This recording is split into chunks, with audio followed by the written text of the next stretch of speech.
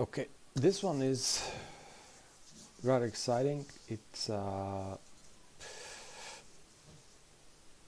well, I noticed that many of my friends and basically anyone who I've ever met, they don't understand the concept of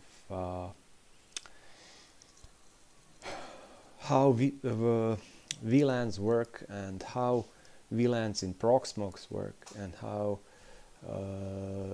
pfSense can be made to secure your virtual machines inside Proxmox. Basically run it inside Proxmox as one of the virtual machines and to actually secure your VMs. This is the topology. We're just gonna it's made in a lab environment, so there is no actual internet connection here. I mean there is, but the network here on this on this interface is actually private. So yeah, it's not a public network. So what I did was I created a small topology inside Proxmox with 3 machines that you can see here on the left. So we have the Ubuntu server, that's this machine right here. Then we have the pfSense box, which is this one here. And then we have the Ubuntu 20 desktop machine, which is this one here. Or I might have actually said that wrong. Hold on, let me just check. It might be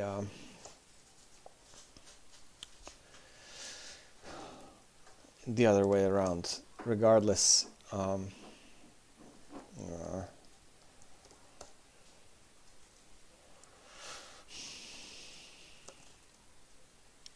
yeah, it's actually the other way around. So this machine is the Ubuntu 20 desktop. This machine is Ubuntu 20 server that lives outside the pfSense network and the pfSense box. So we have, if you notice, I've deliberately made the topology like this so that we have a server that's on the WAN side. This is the WAN side. Yeah, my mouse writing is, as you can see, really good. And this is the LAN side, LAN. Okay. So this machine has the connection to the WAN side of the pfSense, and this machine is on the LAN side. I made it deliberately like that simply because we can actually test the performance of the Proxmox machine. I've also noticed that many people are actually worried about their pfSense machines being underpowered. Routing is not a very how should I put it? It doesn't require a lot of resources of any kind, neither CPU or memory. I mean, all of the machines that are available these days can do several gigabits per second easily. So yeah, I made the topology deliberately like this. Okay, so let's just go a little through how this all is set up. This machine right here. So 8 gigs of memory, 16 cores. I mean, this is a total overkill, but it doesn't matter. This machine, the Proxmox server, is a really powerful server. It has 64 cores and loads of memory. It doesn't matter. So it doesn't really matter. This could be a dual core or even a single core processor with a machine with a single core or a dual core processor and 2 gigabytes of memory, and that would work just fine. And it has the VirtIO network interface type in Proxmox. The pfSense machine has two virtual interfaces. Both of them live in the same bridge, on the same bridge in Proxmox. This is, if you're confused about that, it's this here. So the same switch on Proxmox, or the same bridge, we're just using internally. This traffic does not leave the server. In order to use VLANs on your whole network, so that your Proxmox server can actually talk to other VLANs outside of the server itself, we would need to create a separate bridge here for each and every VLAN. However, if we do it like this, just specify on one interface no VLAN, basically, untagged traffic, and on the other interface we have a VLAN, let's say 100.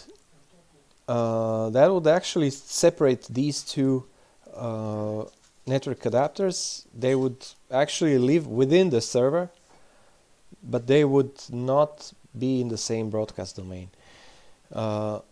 And consequently, if we use the same tag on the server machine, which is this one, on the desktop machine, which is this one, it will actually make it so that it's connected to the other interface of the pfSense. So basically, this is the VLAN 100, tag 100, see here, and this is untagged traffic. This is this here.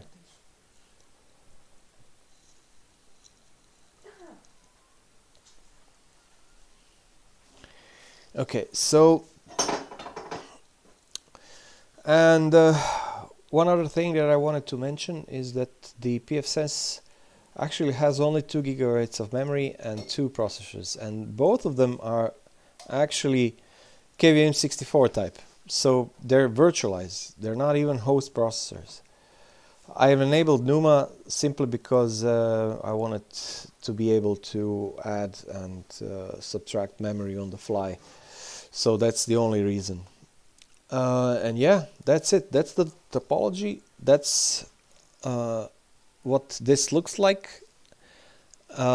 This whole thing is, everything is within the Proxmox server. And there's only one link going out. However, we have several networks that are all living only inside Proxmox. They don't leave the Proxmox server ever.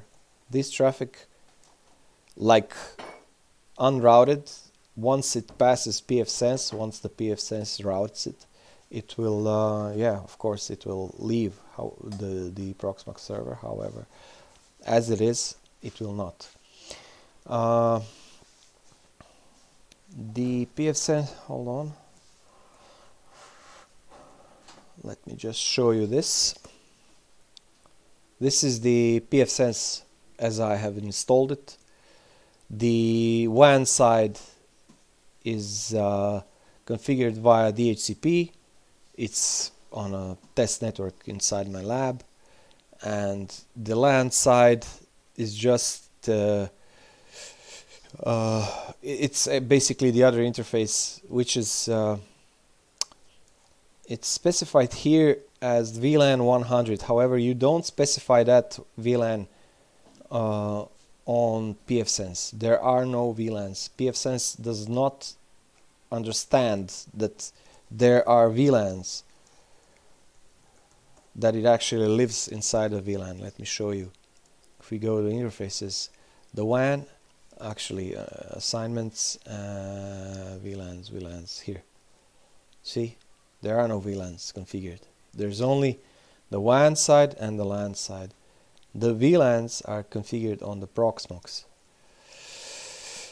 So yeah,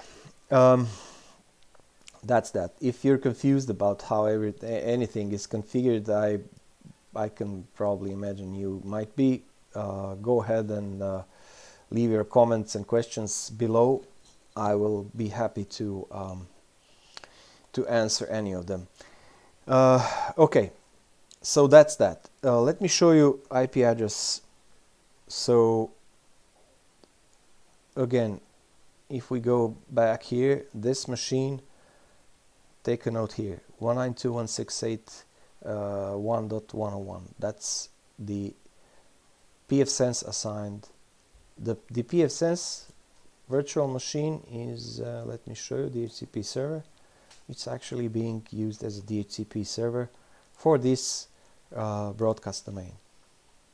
And this machine actually got its address from that pfSense server. Let me show you that from the pfSense box, DHCP leases.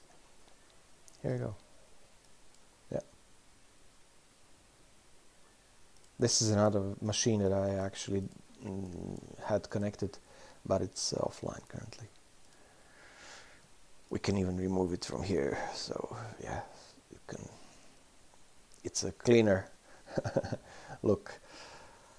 Let me show you what kind of a performance we actually have here. I didn't even enable AES-NI. We don't need it for what we're doing here. So it says here 10 G base T, and that's okay, I guess. So with only 2 cores, only 2 CPUs, and only 2 gigabytes of memory, we will be getting a lot of performance. Let me show you. So this is the this box, and I'm going to bring up this box. Here we go.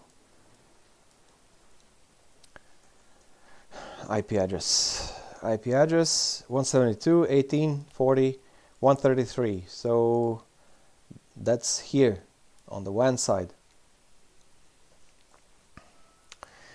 So basically we cannot access this machine from this machine. That's impossible without port forwarding. However, we can go here, like in this direction. Yeah, so we can access this machine from here, which is kind of the point of any firewall. We can even show you that. What was the IP address again? 172.18.40.133. 172.18.40.133. See, that's the traffic going out. However, we cannot ping the other way around. Ping 192.168.1.101. It does not work. So this machine here, it could be any machine actually on the network. It doesn't necessarily need to be a VM inside Proxmox. It can actually be any network here on this side, on whatever this is. I named it internet, but yeah, it doesn't need to necessarily be internet. It can be some data center network or whatever. So yeah, so let's test performance. Let's run iPerf here. So we're running iPerf on this machine, and we're gonna run iPerf in client mode. Look at that, 2 cores, only 2 cores.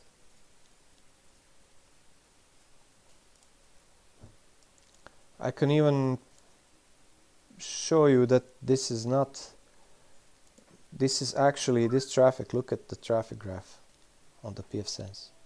600. This is actually, it might be configured unit size. Okay, bytes.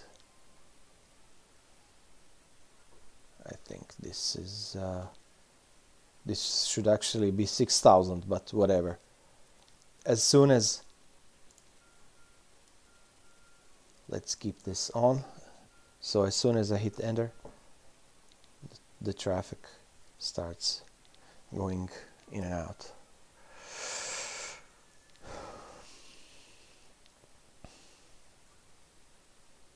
Yeah, no, this is actually correct. Sorry. Yeah, this is in bytes. 600 megabytes.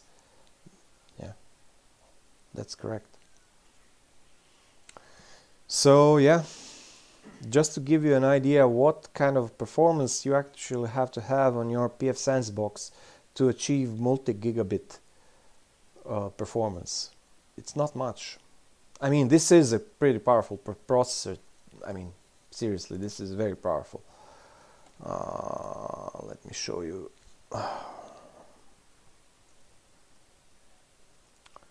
172 1840 10, I think. Yeah, the CPU. Yeah, AMD EPIC 7H12. It has 64 physical cores, 128 threads, and this is reported wrong. It should be somewhere, I think, 3.3 or 3.4 gigahertz. So 2 cores. Yeah, 2 threads actually. A single core and 2 threads. Yeah, from this machine is enough for almost 5 gigabits per second. I might do, this has actually intrigued me as well. I'm surprised that we're getting so good performance out of this. I'm actually going to do a video on physical machines, and I want to run pfSense on an actual 40 gigabit interface, physical interface, and see what kind of routing performance we'll be getting from different hardware, different processors, different, yeah, so that yeah, we can finally demystify the what kind of performance routing actually requires. Please do not mistake routing and other features that pfSense can do, like, I don't know, snort or suricata, like those intrusion detection or prevention systems, or antivirus systems or whatever. Those will of course tax the system and increase your CPU usage. That's out of the question. So, but for routing alone, I get a lot of questions. How will my Xeon server be able to route gigabit? I mean, it will be able to route 10 gigabit, not a single gigabit. So yeah. Anyway, shout out to my man Digital Spaceport for promoting my videos and my other friends. Please like, share and subscribe. Leave comments below. Ask any questions you like. I'm actually a pfSense expert, so whatever basically question you might have, I've run pfSense since it was in alpha. Before before pfSense even existed, I used to run monowall. So yeah, it's I've been around for a long time with pfSense. So go ahead and ask whatever question you might have. I might not know every answer, especially some exotic stuff, but I do know quite a bit about it. Anyway, thanks for watching. See you next time.